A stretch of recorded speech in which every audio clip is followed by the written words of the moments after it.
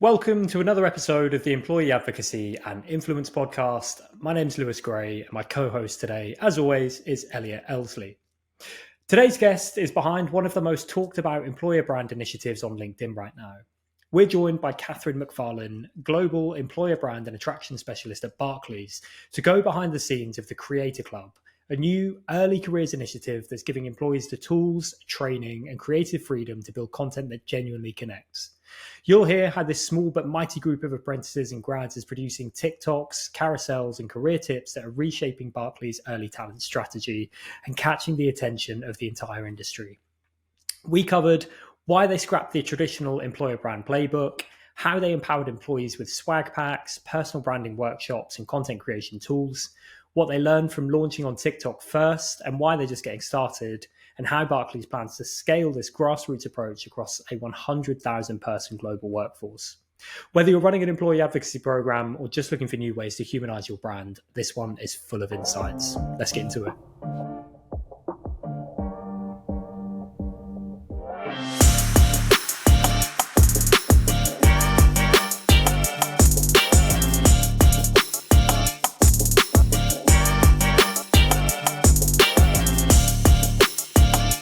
Right, so Catherine, firstly, welcome. Would you mind just telling our audience a little bit about yourself and your role at Barclays? Hello, so I am an employer brand specialist at Barclays.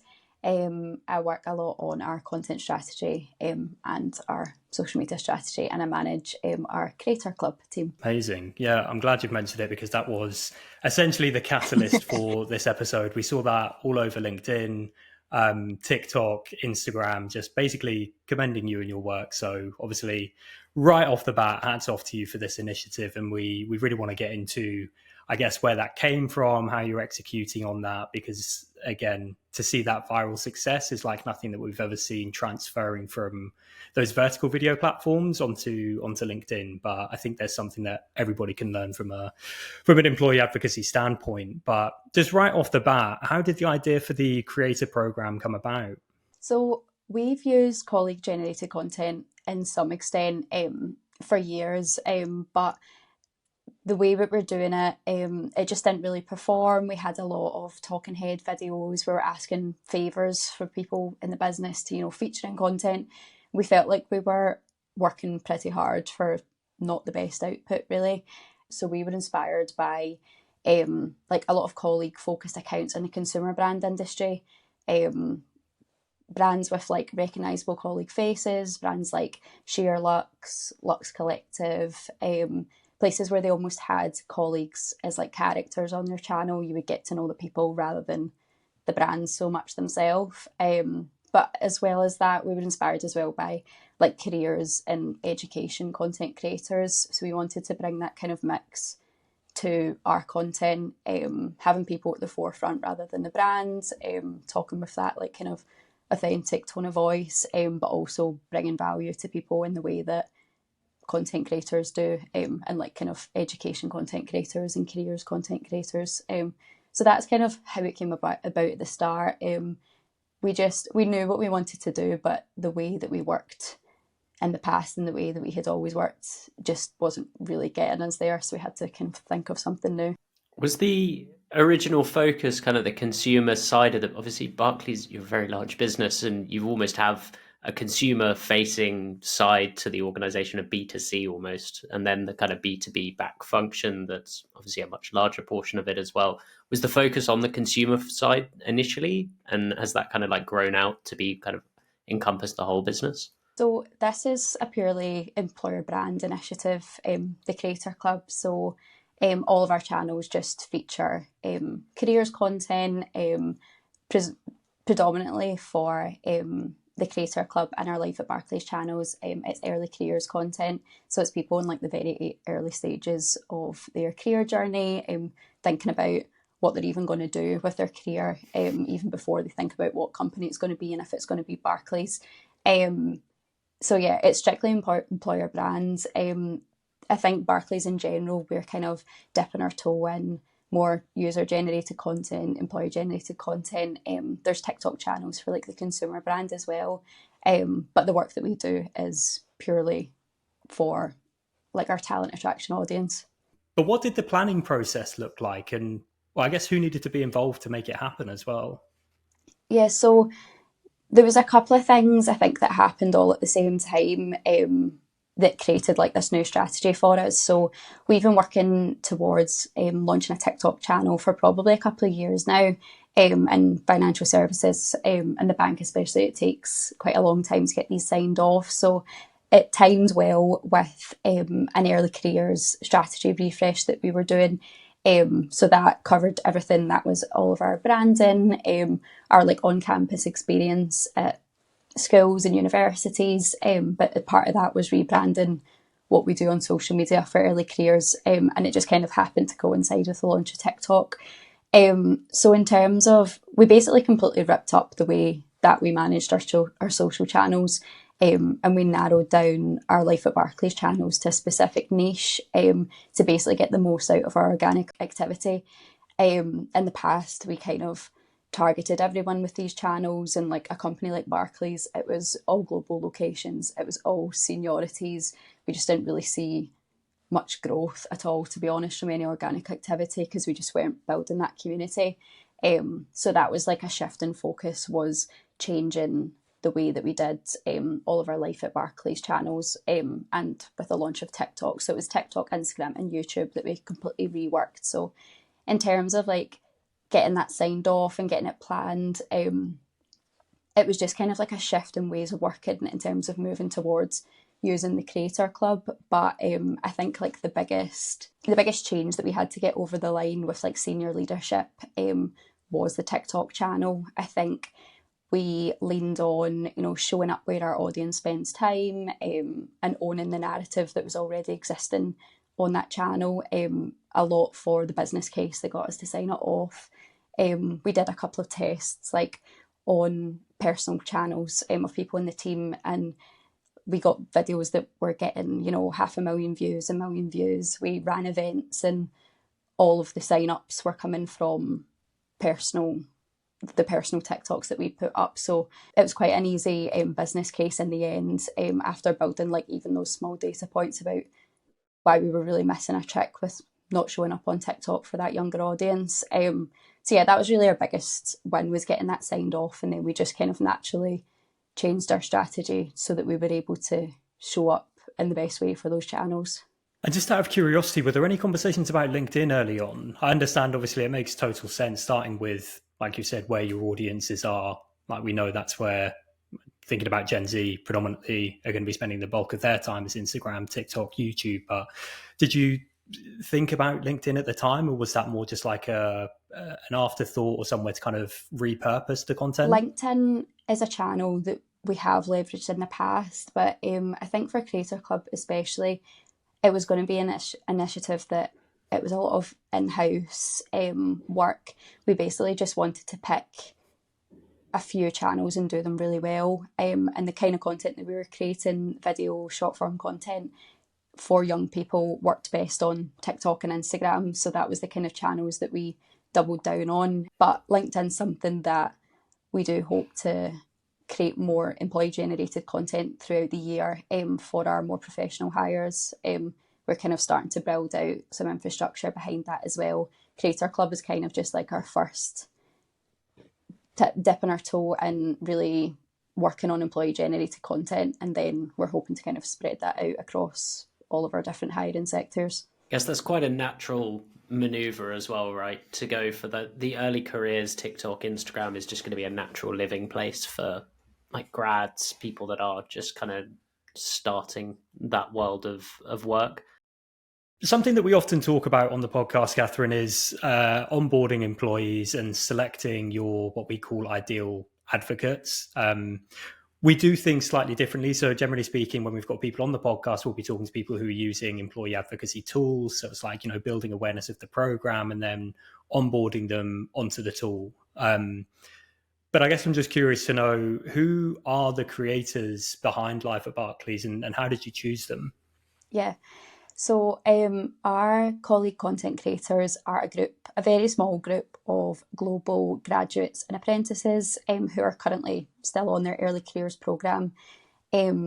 we selected them by sending out an email to all of our early careers colleagues across the business, and we asked them to apply to be part of the Creator Club. That involved them submitting a video that was similar to what we wanted them to create for the channel if they were selected. The content we got was amazing. Like, we were so surprised. Like, I did think the kind of talent was out there, but the quality was surprisingly high. Like, the editing was amazing. But we selected them mostly based on a location and roles, and then obviously their ability to create the content. But we wanted the channel to kind of naturally align to our hiring objectives and our like roles and areas that were in demand. So we had people who, they might not be talking about those roles specifically in the bit of content, but they're in those roles. So it just like naturally throughout the content we're like picking up on those key areas. So yes, that's who they are. They all create content for us side a desk in their normal day-to-day roles. They are developers, they work in IT, there's not anyone really who, we've got one girl that's in marketing, but apart from that, everyone else isn't, in social media, isn't in marketing, doesn't necessarily have experience, but they certainly have the skills because they're really good. That's really, really interesting. And mirrors actually something that I've seen quite a lot in the past. It's really surprising the people that come out of the woodwork that are really good at this and are really influential. A lot of people, when they bracket kind of who are my advocates in the business, who are the people that should be doing this, they kind of lean straight into, well, it's probably the marketing team. They're going to be the most outgoing, most kind of like immediate people we should bring into this. But put a wide net out, all of a sudden you get people from all sorts of different areas across the business. And it's often so surprising, just almost the last person you would choose actually has a massive kind of following and it's just really, really natural at being able to do it. Yeah, and I think it was important for diversity as well, for us to naturally get a good mix of colleagues and locations as well. Like, choosing those people specifically never feels right. So we thought the wider we, spread the net for applications, like the better representation that we have of the group and the better representation of the people and the roles that we have at Barclays. So I think it was like a really efficient way to make sure that we gave everyone the most equal chance, because a lot of like if we leaned on our marketing teams, for example, they are all based in our London office.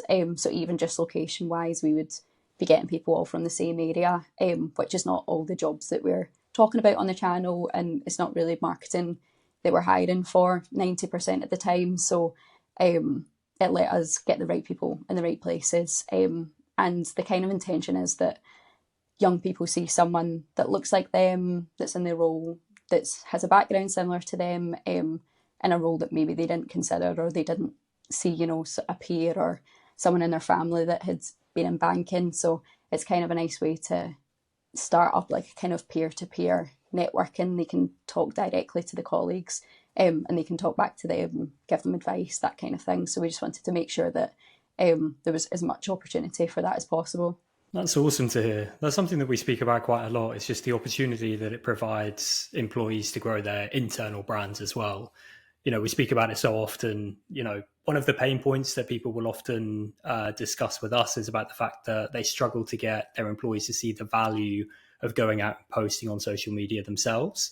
So obviously with TikTok and Instagram, it's ever so slightly different because they might already be posting there. But with LinkedIn, oftentimes employees won't see the value, but it does, like you say, build those internal relationships just as much as it does build those external ones. Sorry.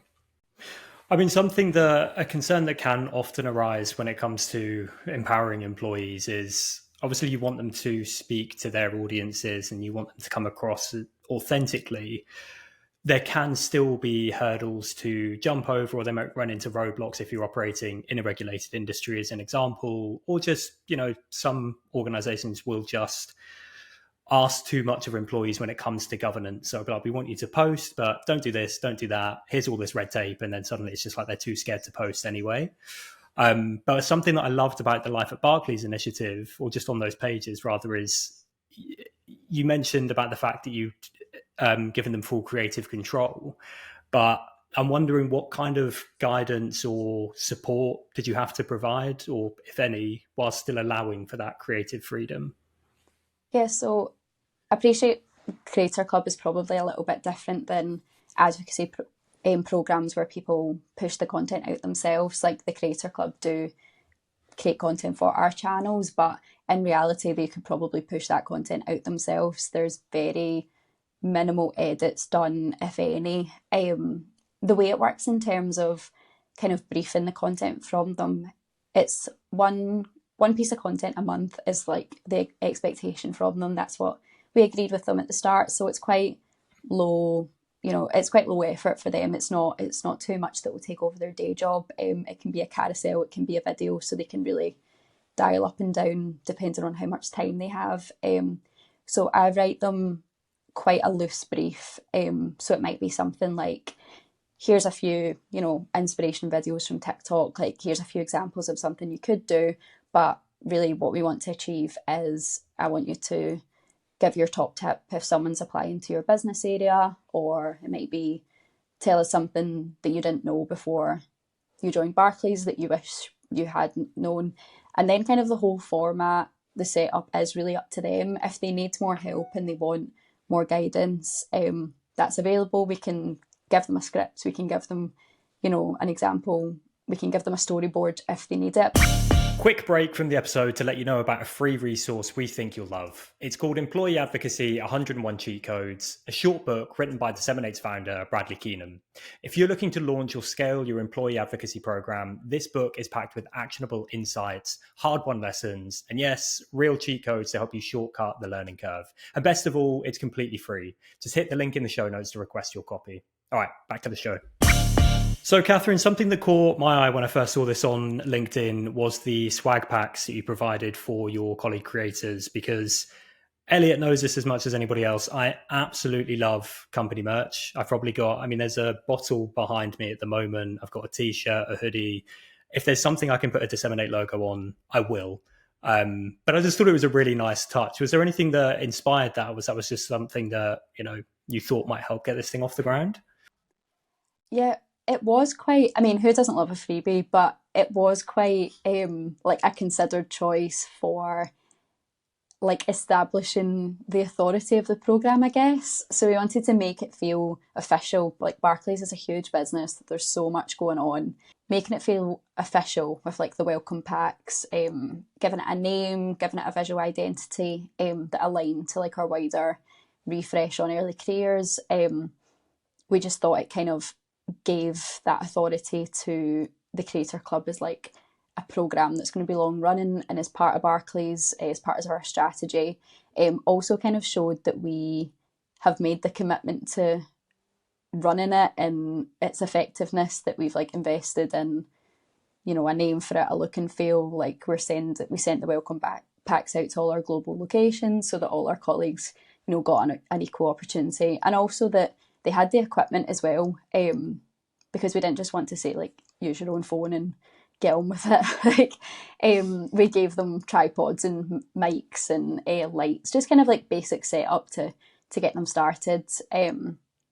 But yeah, so in being in such a big company, giving something a name, giving it a brand, like does a lot for our internal promotion. And I think that's kind of like trickled out online when the creators have been like sharing their boxes and stuff. Like it feels like something different, although in theory it's what we've always done. It's just a little bit more slick and organised this time.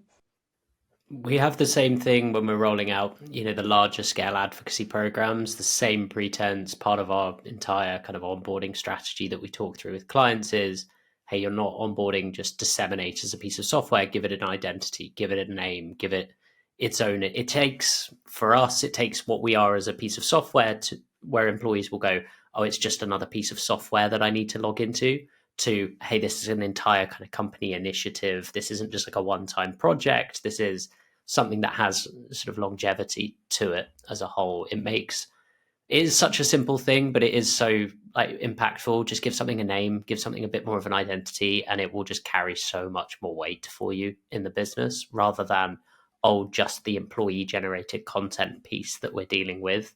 It's the Creator Club, and it's much more impactful and people will talk about it. like that because it has a name.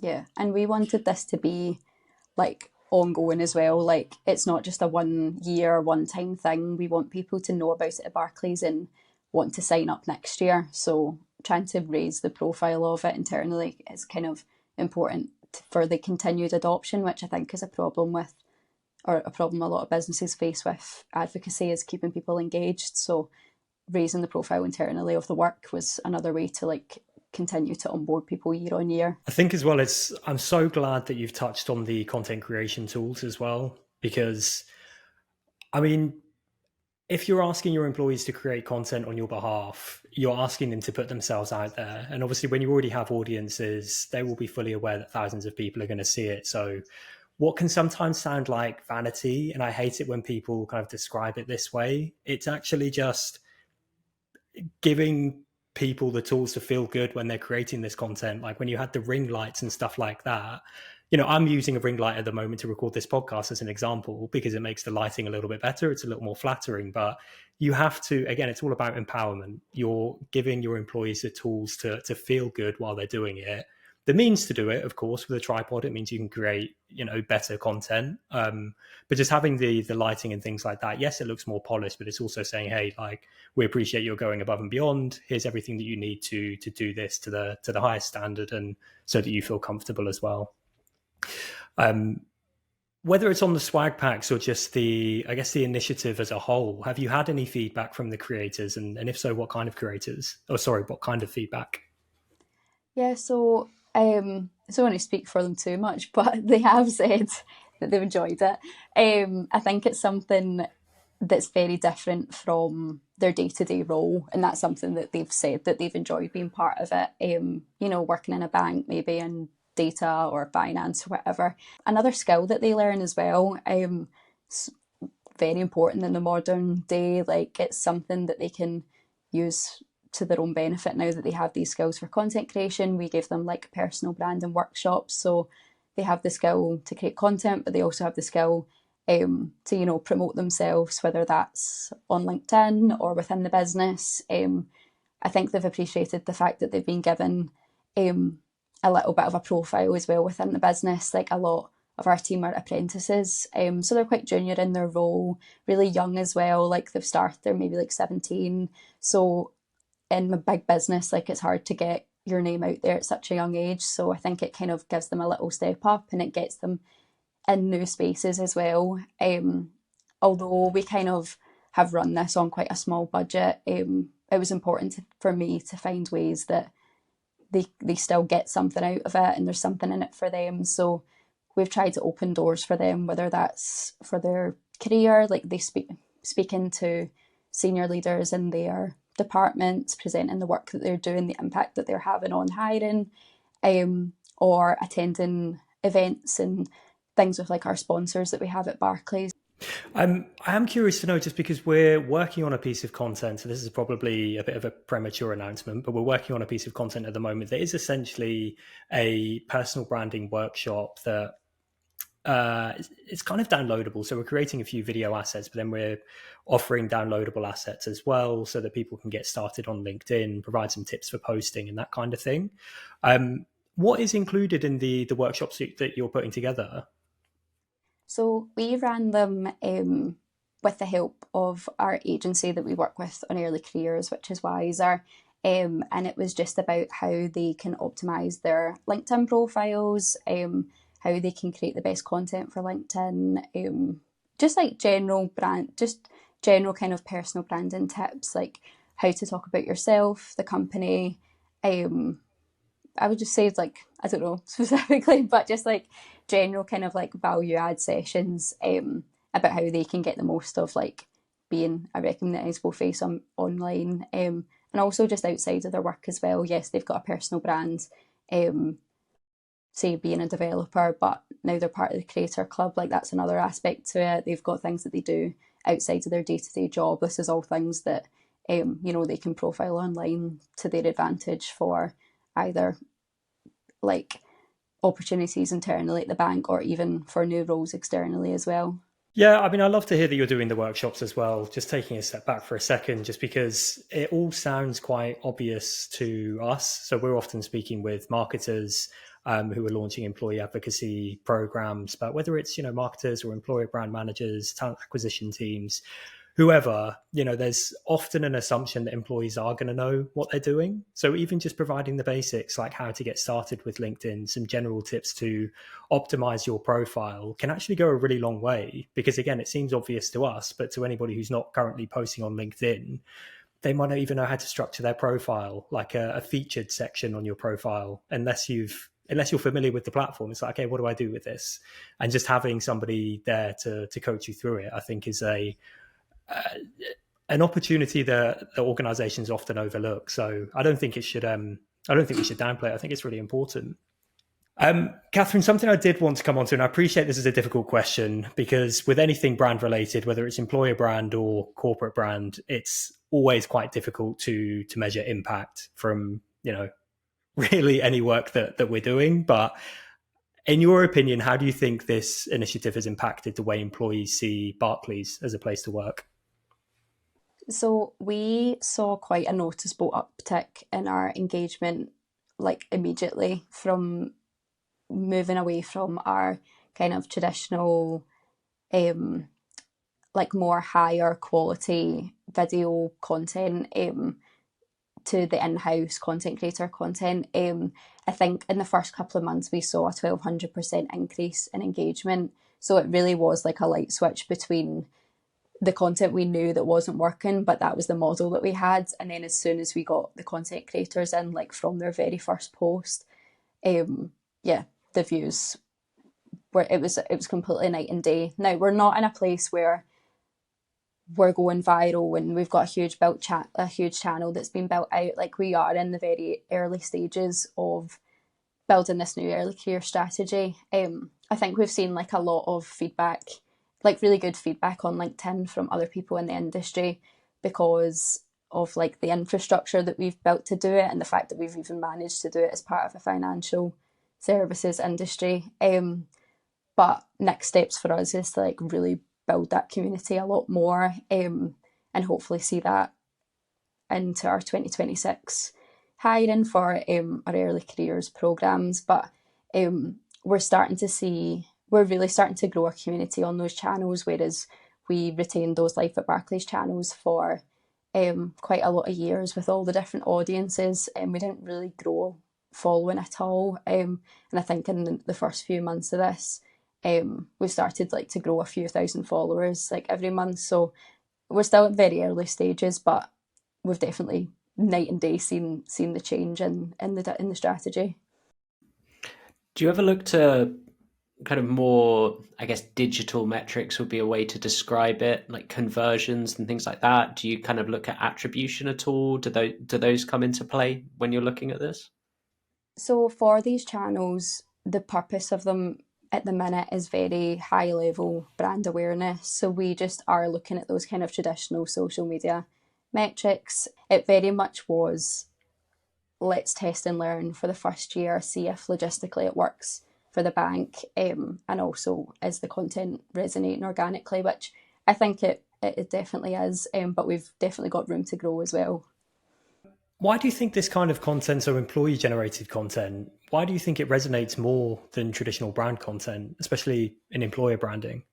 I think over the past few years, we've definitely seen a kind of lack of trust in content coming from brands. Like we see that from our channels, and we see that like across consumer brands as well, like especially in the market that we're targeting with our early careers content. Like our consumer or our candidates are really social media savvy. Like they know what they're seeing, they can smell marketing from a mile off. So I don't think they resonate the same with the big company image or the message from the CEO. Like they want to know from someone directly, like what's their experience like, do they like it.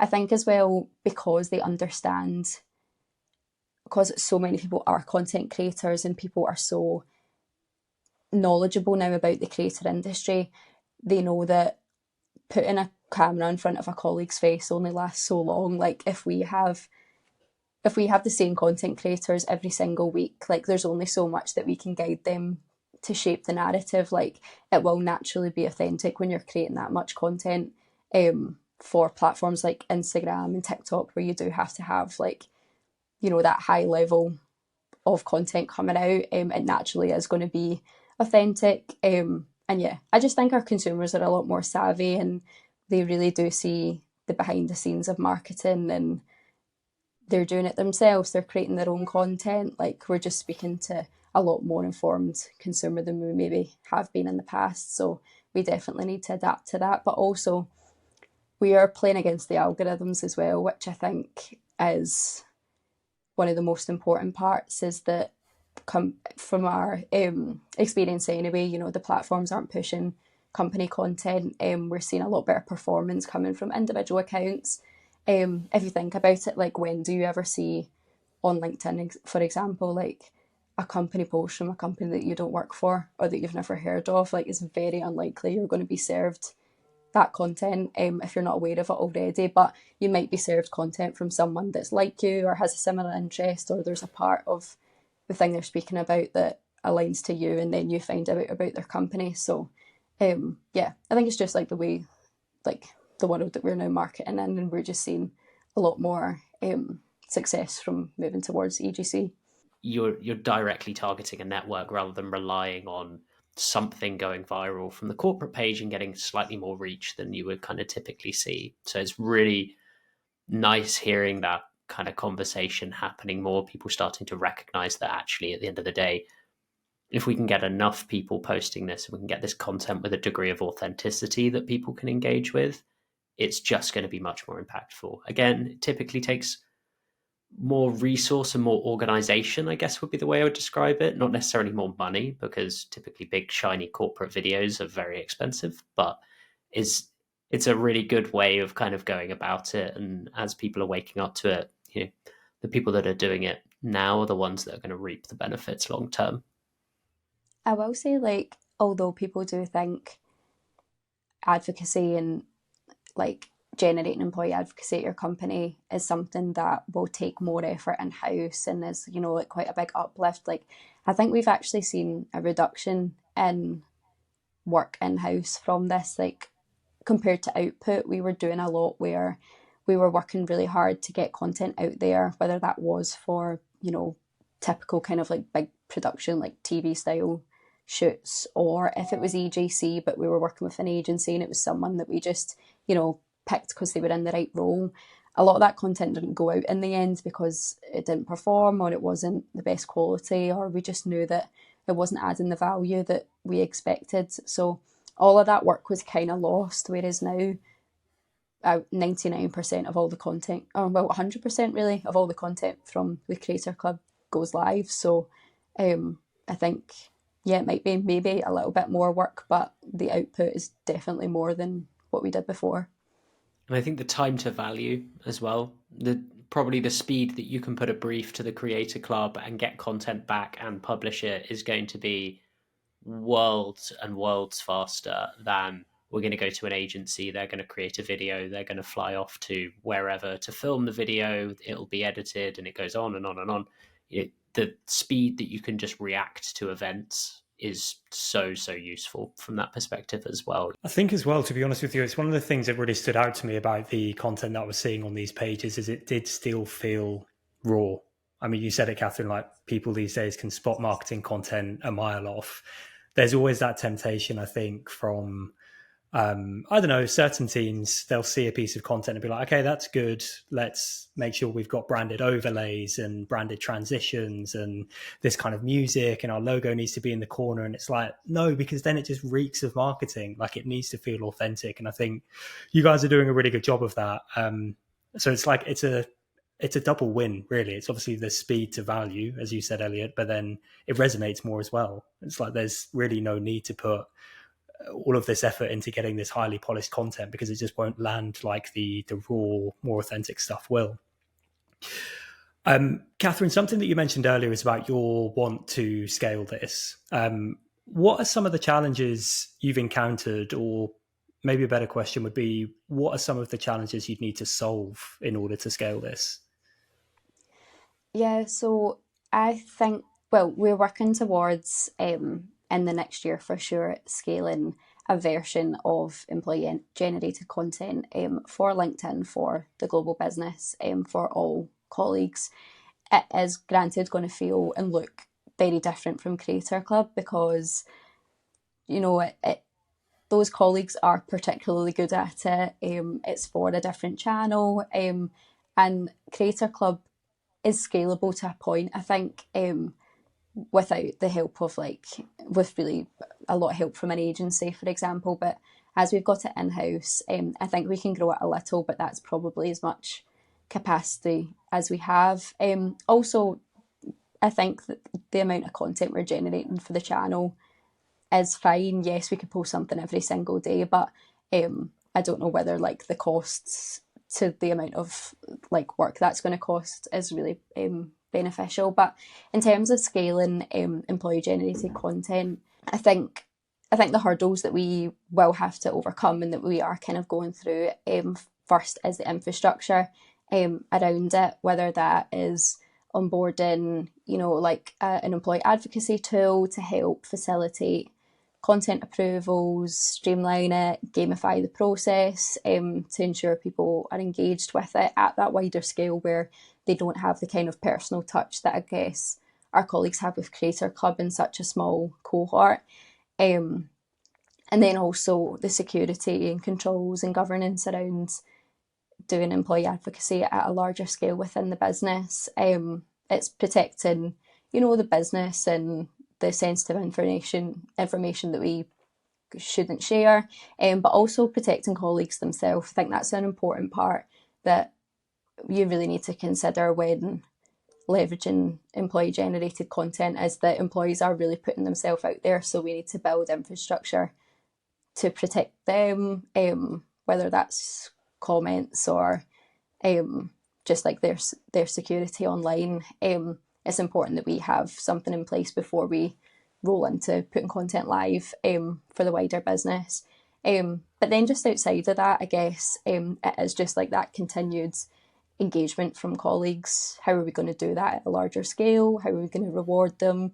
How are we going to make it worth it for them to take part in this content and do it side the desk and give us something back, what's in it from them? So that's the two kind of main parts I think that we need to iron out and get in a good place before we expand a version of this to the rest of the global business.